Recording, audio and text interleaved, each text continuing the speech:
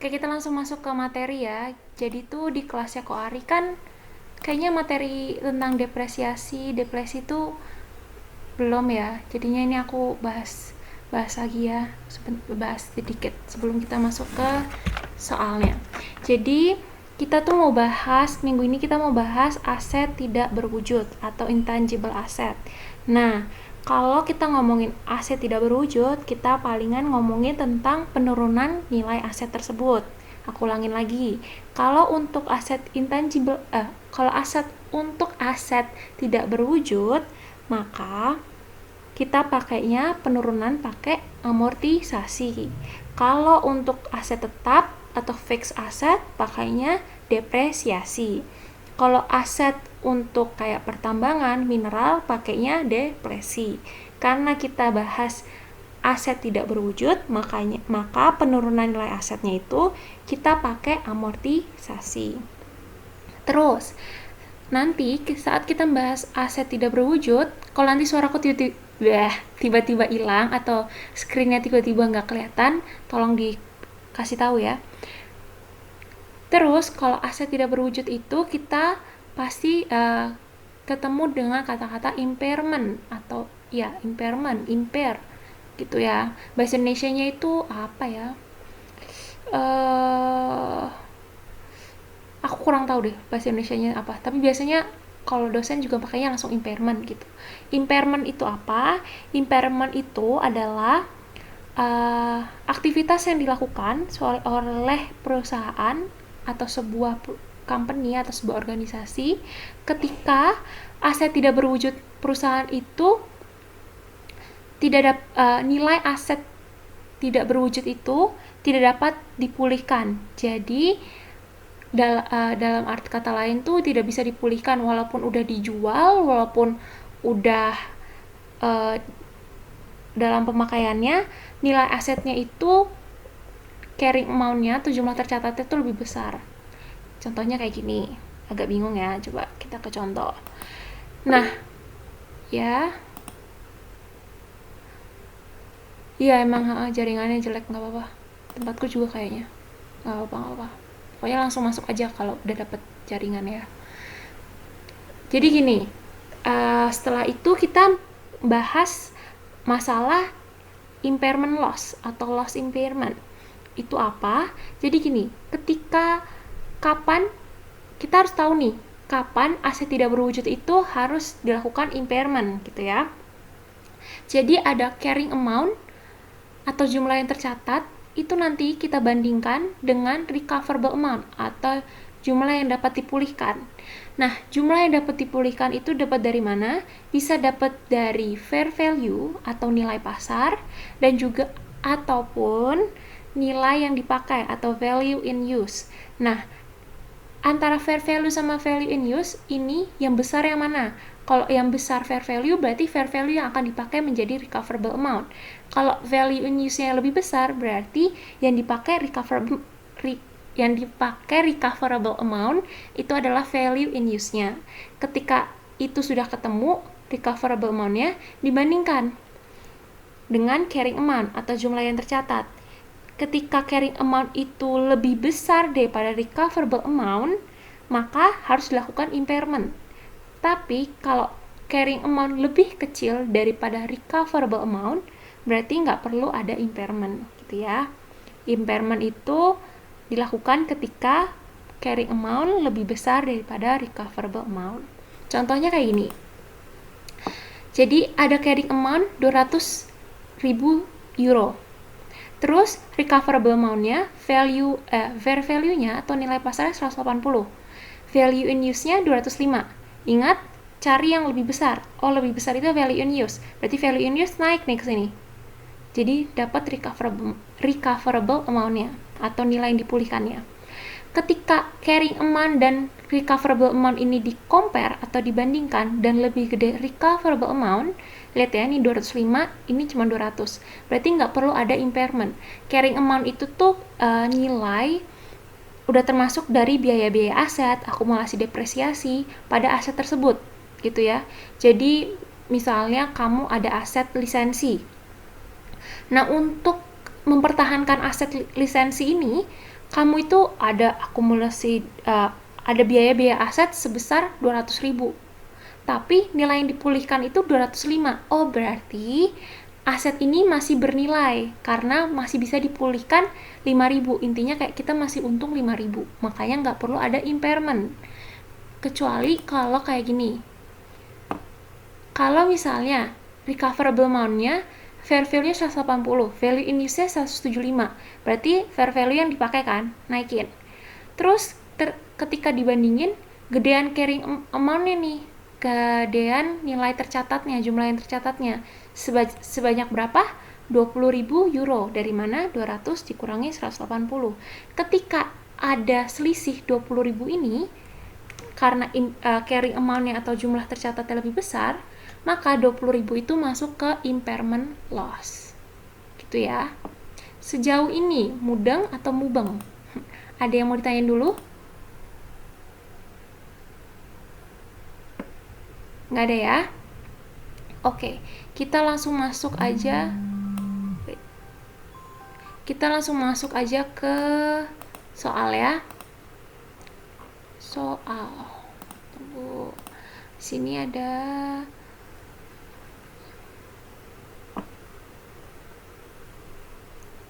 Abigail, ada? Ada nggak Abigail? Ada, Kak. Oke, Abigail, aku minta tolong kamu baca soal nomor 1 ya. Iya, Kak. Bentar, Kak. Layarnya nggak kelihatan. Oh, perlu aku gedein? Kegedean coy. Bentar ya. Sekarang udah kelihatan? Belum, Kak. Bentar, saya buka Google Classroom.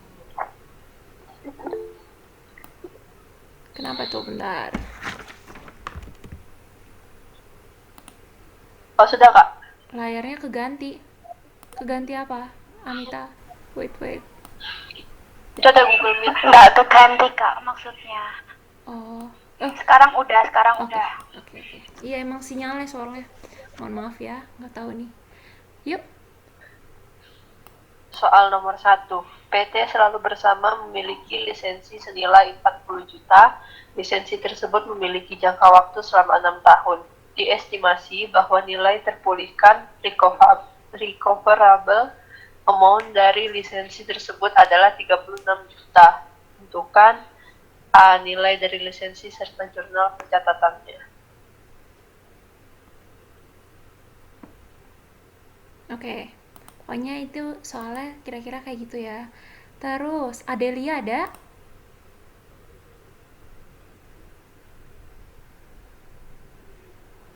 Adelia? Iya, Kak. Oke, coba Adelia. Kan yang A nih, kita mau cari nilai lisensinya dulu. Kira-kira nilai bukunya, Adelia, tahu nggak berapa nilai bukunya dari soal? Sebut aja nggak apa-apa. Nilai buku lisensi. 40 juta. Ya, benar. Oke, thank you Adelia. Terus, siapa lagi? Aldin. Ada Aldin? Ada, Kak.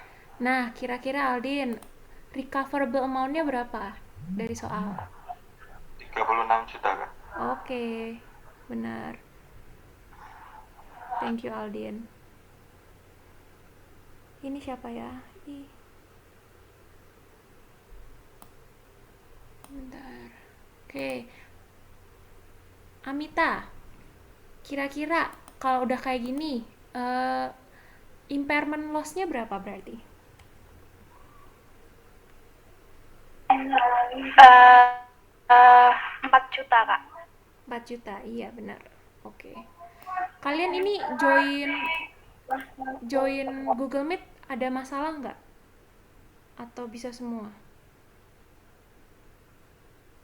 Ada, Kak. Tadi masuknya Lemot ya? lambat. Oh. Oke, berarti nggak aku doang. Oke. Soalnya banyaknya juga yang belum masuk. Ya udah nggak apa-apa. Lanjut. Ntar kita lihat. Agastya. Ya, Kak.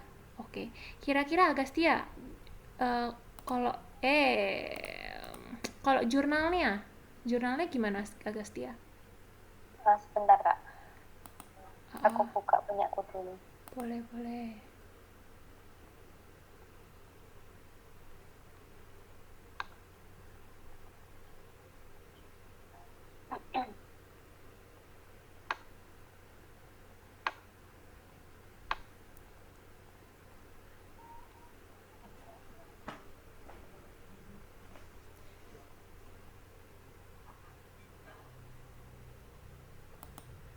Kan kita lagi bahas ini sambil Agastya nyari ya.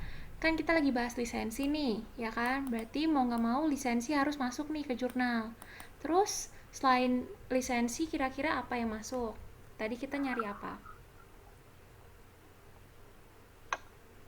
Kita cari, Loss on impairment. iya itu siapa tadi? Siapa? Ricky ya? Oke. Ricky. Ya, benar. Nah, udah dibantuin Ricky, Agastya. Aduh, wait ya. Kebanyakan tab. Jadi, kira-kira yang di debit itu apa? Loss on impairment atau lisensinya? Jadi jurnalnya cuma dua itu. Loss on impairment. Oke, Agastya sama Ricky bener ya. Berarti loss on impairment pada lisensi. Loss on impairment kenapa di debit? Karena loss on impairment ini muncul, ya kan? Karena muncul berarti dia munculnya di debit. Kenapa lisensinya di kredit? Karena ada penurunan nilai nih, yang tadinya sebesar 40 juta, ternyata enggak. Dia bilang sebenarnya nilainya itu enggak kayak gitu, nilainya itu 36 juta. Maka ada nilai penurunan sebesar 4 juta. Karena ada 4 juta berarti nilai buku lisensi tersebut turun sebesar 4 juta. Oleh karena itu, muter-muter ya. Oleh karena itu, lisensinya di kredit sebesar 4 juta. Oke. Gitu ya. Kalau ada yang bingung langsung disela ya. Anissa. Yuk Anissa. Ini biar kena semua ya. Anissa. Ya kak. Coba kita bikin amortization expense-nya atau biaya amortisasi. Caranya itu nilai buku yang sekarang dibagi dengan tahun. Kira-kira nilai buku sekarang berapa, Anissa? 36 juta kak. Dibagi berapa? Dibagi 6 tahun jadinya 6 juta. Oke. Nih, jadinya 6 juta. Oke, benar. Thank you, Anissa. Sekarang, untuk bikin tabel amortisasinya, ini kan gampang ya. Year-nya itu kita buat sampai 6 tahun. Kenapa? Karena ini dia bilangnya selama 6 tahun. Terus, amortization expense-nya adalah sebesar yang dicari sama siapa tadi ya? Anissa tadi. Ya. Anissa tadi udah nyari sebesar 6 juta. Ingat ya, ini nilai buku sekarang dibagi dengan tahun. Ketemu 6 juta. Amortization expense ya dianggap setiap tahun sama, sebesar 6 juta. Terus, cara untuk mencari carrying amount-nya adalah salah, wait. Novel. Caranya adalah langsung diisi dari 36 juta nilai buku sekarang dikurangi 6 juta. Wait, ada yang ngechat. Kak, layarnya belum keganti. Aigo. Sekarang udah kelihatan? Sekarang muncul apa? Masih ini Kak. presenting to everyone. Oh, punya Ricky masih itu, kalau punya yang lain udah. Sama kak. Word sama ininya Excel-nya kelihatan nggak? Udah kelihatan belum? Kelihatan kak kalau di aku. Yang lain? Kak, di aku nggak muncul. Di saya belum. Nggak kelihatan. Oh, itu. Di saya kelihatan kak. Coba. Aja kak. Bentar. Emang soalnya sinyal, nggak tahu nih, Google Meet-nya kayak lagi bermasalah deh.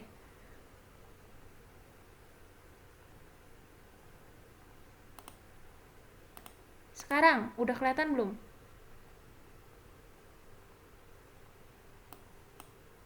Yorobun? Tempat saya enggak, Aku masih hitam. Enggak ada kaitan. Masih hitam. Udah, Kak. Belum, Kak. Oke. Yaudah. Yang masih hitam bisa leave terus join lagi. Gitu ya. Karena ada yang udah bisa gitu ya. Oke, kita lanjut ya. Aku masih hitam, Kak. Masih hitam. Why ya? Why? Tapi yang lain udah ada? Iya, Kak, masih hitam punya aku. Aigo. Masih hitam itu, Kak. Masih hitam. Yang Aku lain? masih, Kak. Yang lain bisa nggak? Masih, Kak. Masih hitam, Kak. Coba ya, aku yang leave ya. Masih, Kak. Bentar.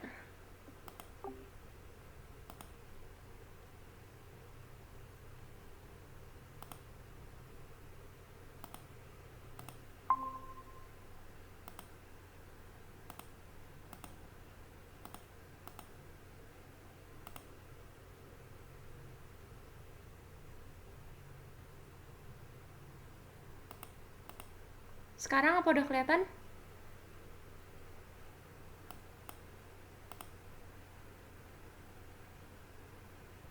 Suaraku udah kedengeran? Sudah, Kak. Udah, Kak. Screen-nya kelihatan? Belum, Sudah, Kak. Belum juga. Udah kelihatan, Kak. Kak. Belum, Kak. Ada yang udah Udah kelihatan? ada, Kak, screen-nya. Ada yang kelihatan nggak? Aku, Kak, ini kan kakak jelas, tapi layarnya masih hitam. Saya kelihatan, Kak. Nah, ini nih masalahnya. Kayaknya sih Google Meet-nya kayaknya lagi bermasalah. Oke, kelihatan. Oke.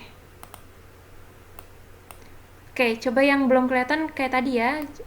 Keluar dulu.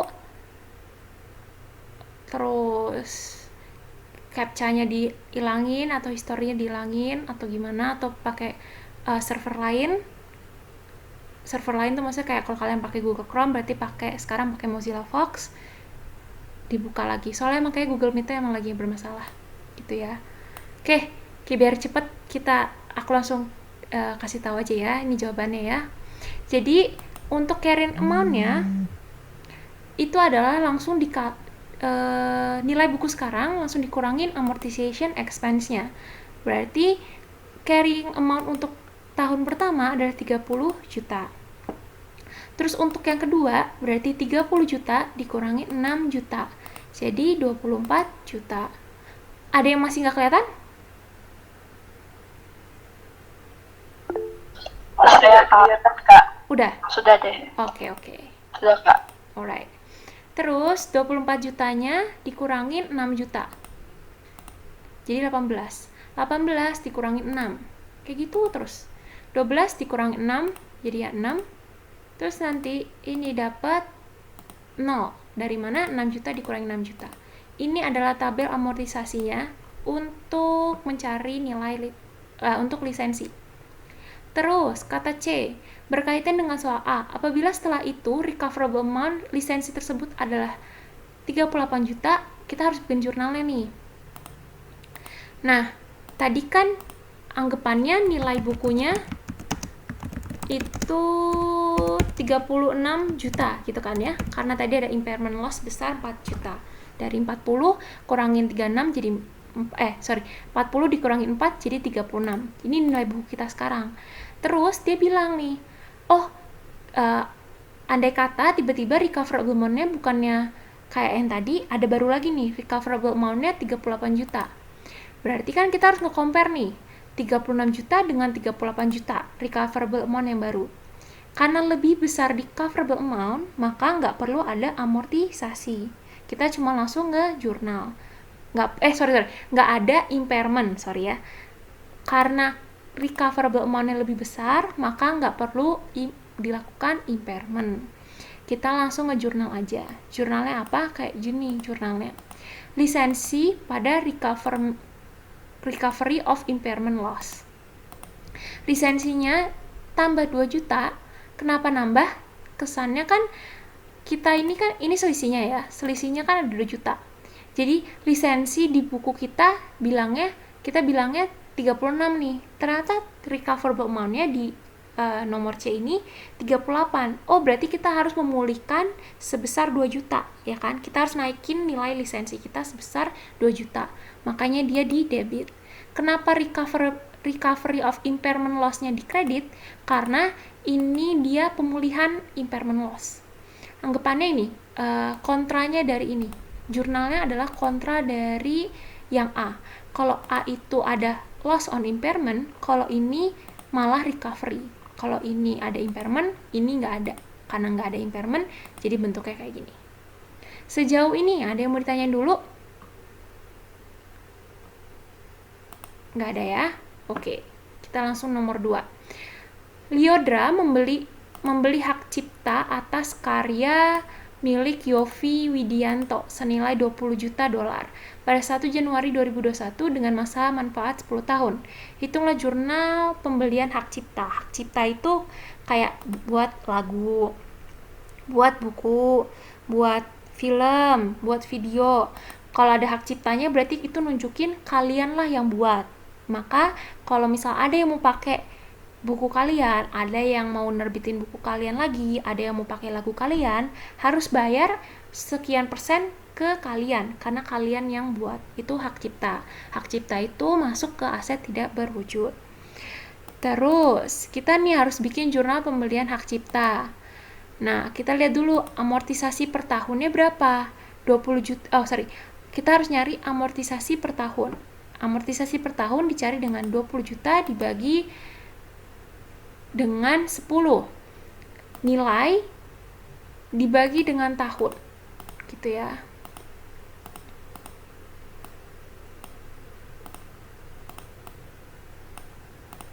Nanti amortisasi per tahunnya dapat 2 juta dolar. Terus kita bikin jurnalnya nih. Jurnalnya adalah beban amortisasi pada hak cipta. Jadi ini jurnal tiap tahunnya kayak gini. Beban amortisasi pada hak cipta sebesar 2 juta. Sejauh ini ada yang mau ditanyain?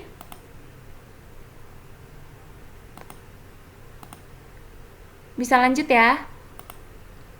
Yuk kita gas. Sebenarnya ini cepat guys. Emang gara-gara sinyalnya aja ya. Bukan sinyal deh. Google Meet-nya. Gak apa-apa.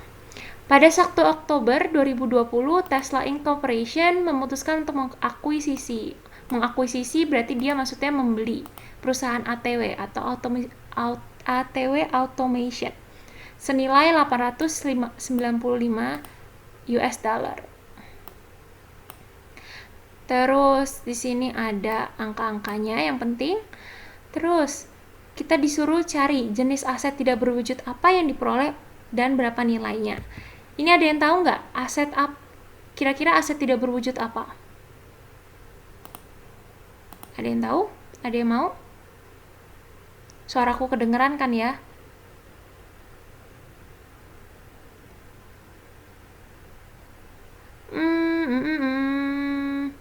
Nafiri, ada? Ada, Kak.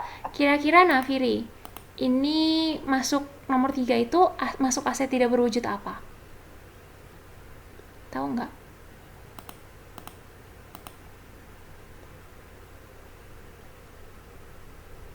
Nggak apa-apa, salah.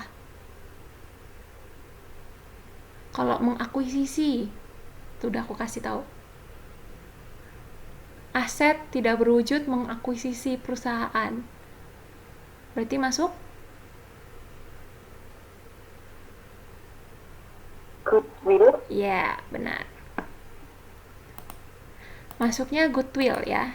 Jadi A, jenis aset tidak berwujud yang diperoleh adalah goodwill dengan nilai 115.000. Nilainya dapat dari mana?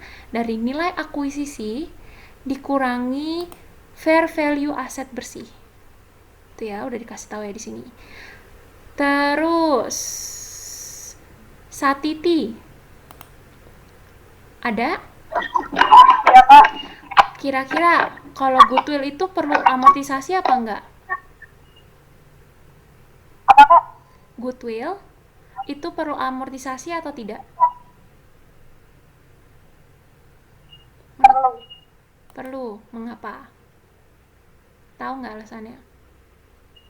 Enggak. Oke, aku jelasin ya. Jadi, makasih Satiti. Jadi, goodwill itu nggak perlu diamortisasi. Kenapa? Karena goodwill dianggap memiliki waktu yang tidak terbatas, sehingga tidak perlu dilakukan amortisasi. Alasan kedua adalah kayak gini. Salah. Kelihatan nggak? Whiteboard-nya kelihatan nggak? Kelihatan nggak? Oke. Jadi gini. Oke, thank you. Jadi ada perusahaan A misalnya ya. Terus ada juga perusahaan B.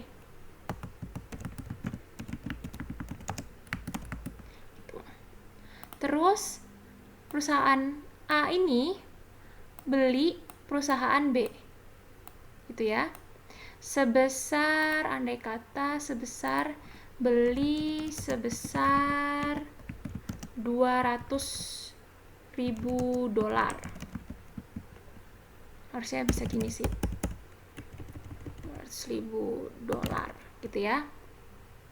Padahal perusahaan B ini kalau dihitung-hitung, kalau dihitung-hitung kekayaan bersihnya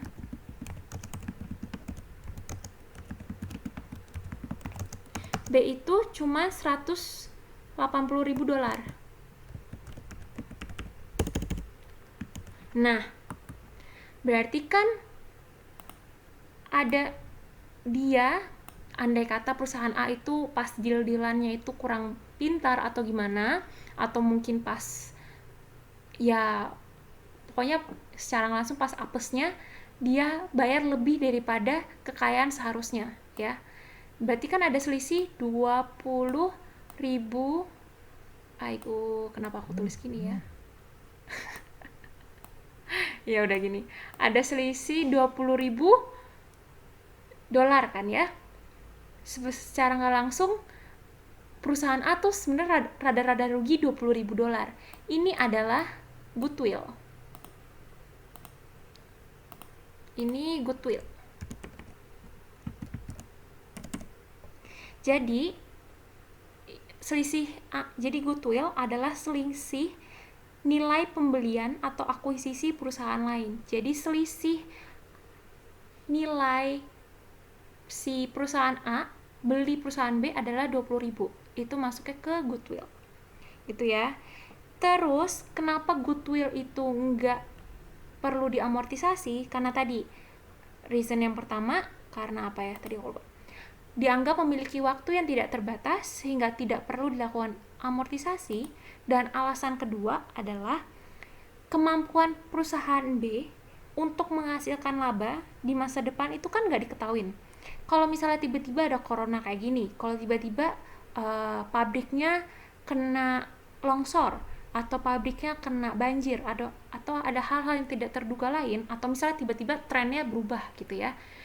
Nah, bisa sih perusahaan A nggak ekspektasi, oh ini kayaknya lancar nih tahun depan atau tahun ini. Tapi untuk menentukan bener-bener perusahaan B ini menghasilkan laba, kan nggak bisa. Maka dari itu 20.000 ini dianggap sebagai goodwill. Ya udah, dihitungnya sebagai goodwill. Jadi nggak bisa diamortisasiin tiap tahunnya. Gitu ya. Terus, ada tips lagi. Kalau misalnya tiba-tiba ternyata gini, kebalikan. Jadi kebalikannya adalah misalnya ini kekayaannya, terus ini belinya. Jadi belinya 180, kekayaannya 200. Berarti kan untung 20.000. Nanti goodwill-nya jurnalnya di kredit. Tapi karena ini rugi, karena ini rugi, berarti jurnalnya goodwill-nya masukin ke debit gitu ya. Kita kerjain sama-sama yang terakhir. Untuk yang terakhir itu kayak gini. Jadi untuk 1 Oktober 2020 aset tetap bersihnya dimasukin dari sini, persediaannya dimasukin, piutangnya dimasukin, goodwill yang tadi kita hitung dimasukin ke debit, terus kewajiban dimasukin ke kredit, kasnya berapa? Ini, kasnya sebesar 895. Alasannya kenapa? Anggapannya gini, kenapa kas di kredit? Karena kita beli perusahaan. Kalau kita beli perusahaan berarti kita ngeluarin uang, kita ngeluarin kas, makanya kas di kredit. Kewajiban kenapa di kredit? Karena posisi akun normalnya kewajiban di kredit. Ini juga posisi akun normalnya untuk aset tetap persediaan sampai goodwill itu di debit.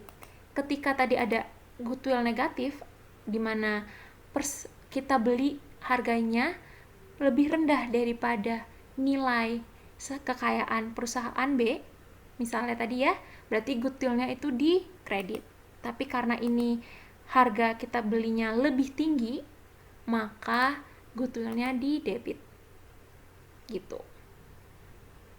Ada yang mau ditanyain dulu? Apakah pada mudeng? Aduh, nggak kedengeran guys. Claudia, Yuliana, bisa di chat aja.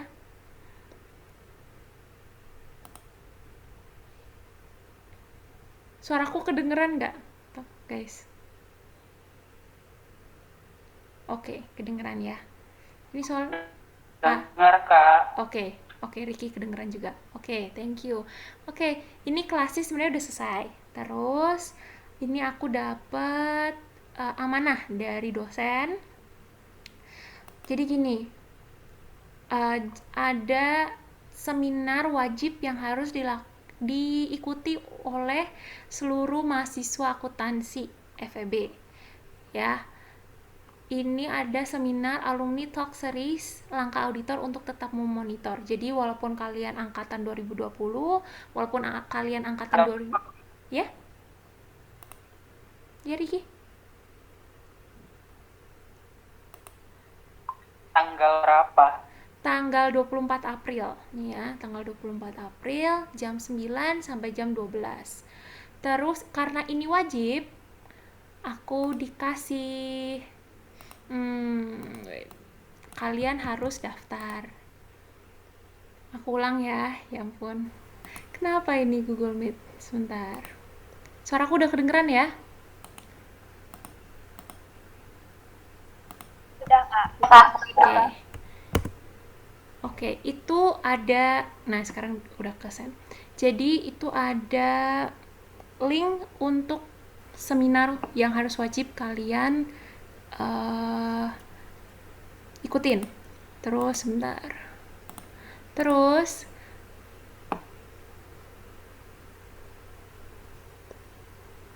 ada lama ya, oke nih.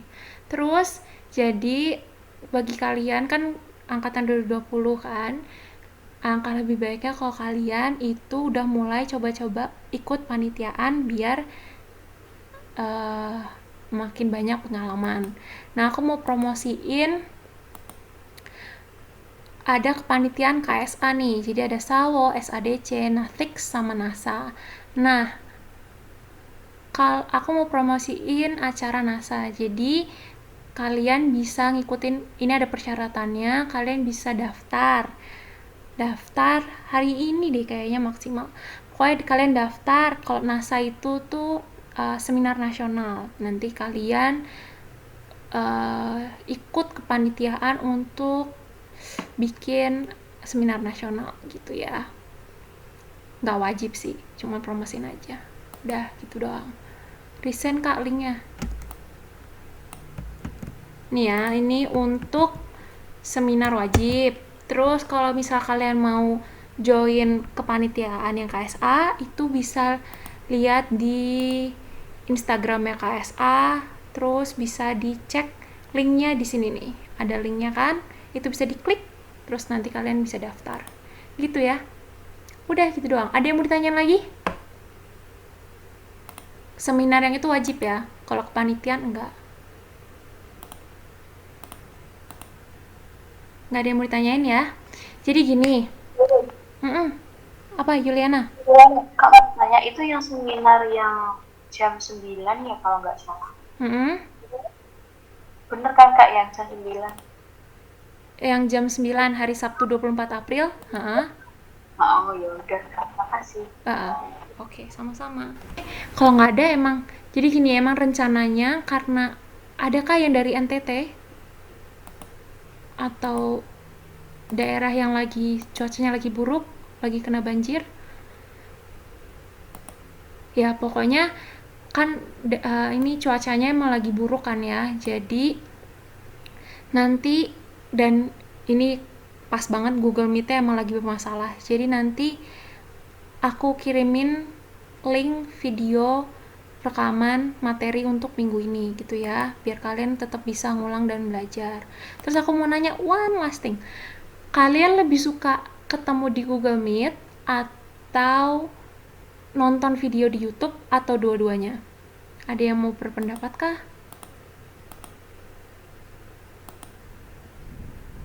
Apa sama aja semuanya di chat? Jimit kak.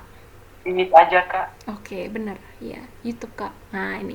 Jadi gini, kalau misalnya nanti sinyalku emang bagus, kemungkinan, ya tinggal berapa ke pertemuan lagi sih. Kemungkinan kita ketemu di Jimit, terus nanti aku kirim ulang di YouTube buat kalian belajar. Karena kalau aku cuman kirim di YouTube, aku nggak bisa tahu kalau kalian bener-bener belajar atau enggak gitu ya. Terus masih ada yang kayaknya belum komen di YouTube. Aku kasih maksimal hari ini komen di YouTube untuk absensi kalian. Kalau kalian sampai hari ini nggak komen di YouTube, nama, NIM, dan hari hari asistensi kalian, berarti aku anggap nggak masuk gitu ya. Sudah, ada yang mau ditanyain lagi? Kalau nggak kita tutup nih, udah kelamaan nih. Kak, saya masih belum bisa absen. Emang yuk, nggak apa-apa Yordania, udah aku absen manual. Ada yang mau ditanyain lagi? Nggak ada ya? Aku tutup dengan doa ya. Aku pimpin dengan iman Kristiani, yang lain bisa menyesuaikan. Terima kasih Bapak, terima kasih Yesus. Pada hari ini kami telah menyelesaikan asistensi AKM 1. Sekiranya Engkau memberkati kami ya Bapak, agar tetap semangat belajar dan tetap sehat selalu. Dan apabila ada salah satu dari kami yang sedang terkena musibah, sekiranya Engkau juga melindungi kami semua, sehingga kami tetap dapat bisa mengikuti perkuliahan dengan baik. Sebentar lagi kami akan melakukan aktivitas kami masing-masing ya Bapak, kiranya Engkau juga memberkati kami dari awal hingga pertengahan hingga akhir. Dalam nama-Mu ya Bapak kami mengucap syukur. Haleluya, amin. Oke, bravo, jangan lupa terus boleh live guys. Thank you.